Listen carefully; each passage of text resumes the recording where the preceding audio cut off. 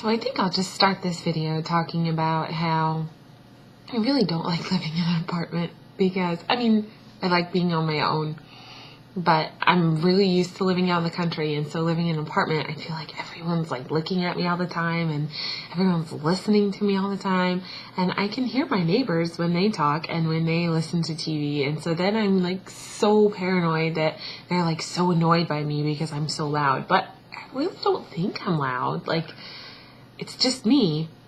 But if I had my own way, I would definitely like blare my music all the time, because that was the benefits of living in the country.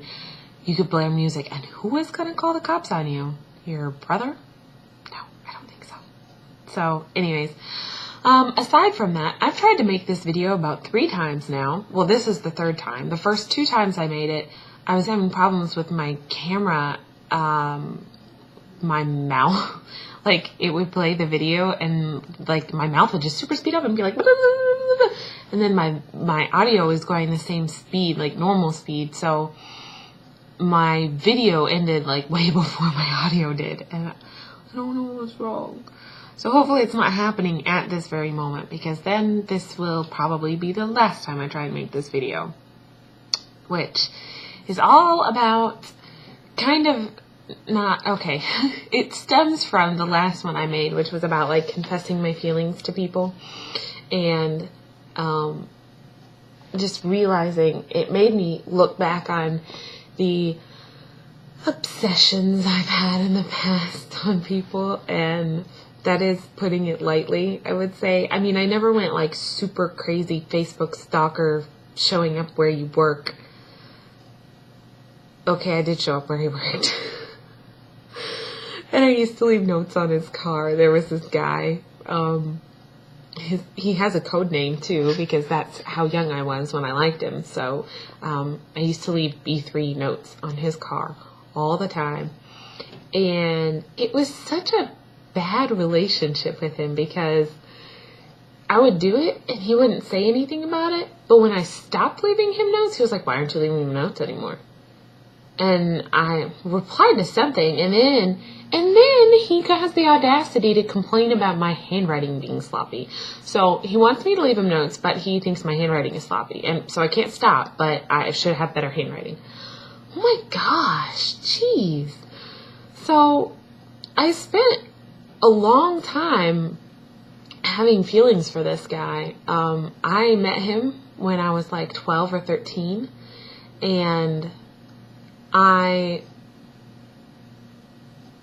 lost my train of thought. I met him when I was 12 or 13, and I liked him like almost instantly, because that's how I am. And I did not stop liking him until right before I turned 18. So I was still 17. And then I was finally able to just wake up and be like, oh my gosh, and walk away from that. And I'm very grateful, because I definitely prayed to God more than once, frequently, about how I wanted to be his wife, and this guy's wife. And, there's a country song that says, "I thank God for unanswered prayers." And my sister Emily hates that song, because she was like, God doesn't not answer your prayers. He just doesn't always answer them the way that you want them to be answered. And so I'm not thanking God for unanswered prayers. I'm thanking God for his like insanely awesome wisdom, and the fact that he saw my whole life, before I even lived it, and was like, yeah, you don't want to marry him. Thank you, God, for knowing better than me, for not listening to my whiny little 14-year-old self that was begging you to let me marry him. I wouldn't cross him off a list and say like he's just a completely bad person, but he definitely would not have been good for me. Definitely. And I actually just don't really like him that much. I mean, I don't care for who he is, or who I think he is, or who I think he is. Yeah. Or, whatever. And I've heard from mutual friends that they're like, oh, he's changed and all this stuff. And I just have a bad habit for liking guys that are just jerks. I don't know what it is. I've liked really nice guys too, but they always go for really nice girls. I don't think I'm quite in that category. I wouldn't say, well, I don't know what category I am in, but I wouldn't say I'm in the really nice girl category. So that's all I have to say, is just that, you know, take some time, especially if you're married or you're in a seriously committed relationship, to just look back and laugh, because you've always told yourself, you know, or other people have told you when you're going through some heartbreak, like, you're going to look back on this one day and laugh. You should do it. It's really fun. I have this journal that I've had since 2005, so full swing of the B3 love. I have a picture of him in here too, and I'm not going to show you because you never know what could happen, and the internet is a big place, and he could see it one day, and even though, well, I mean, he's married now, so that would just be kind of weird, but even though it's not, like, I wouldn't mind, like, it's okay, I just don't want him knowing, because he would probably just make fun of me and rub it in my face or something, because that's the kind of guy he is. And I think that's the point I was trying to make, was that I wish that I hadn't lived in the fear of, like, I wanted to know so bad for so long how he felt about me. And if I had just thought about the fact that your world won't be over if he says no, you know, I just wish I had done that.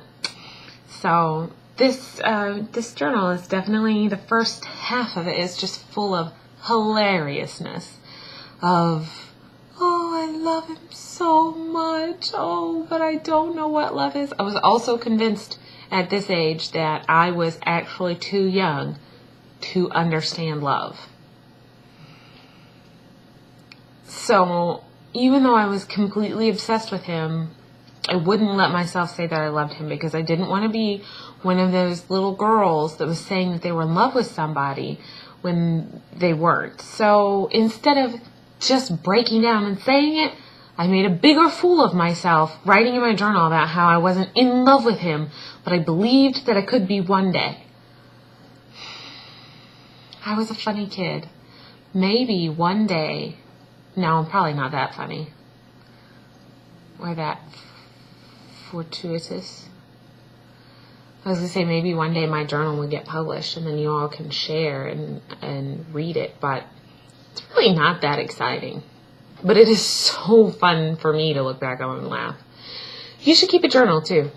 Even though I don't write in mine as often as I would like to, it's definitely fun to look back and, first of all, remember, like, wonderful things that happened that, you know, you wouldn't originally remember. Like, you've forgotten, but then you go back and you read it and you're like, oh my gosh, I totally forgot about that, but it was so amazing.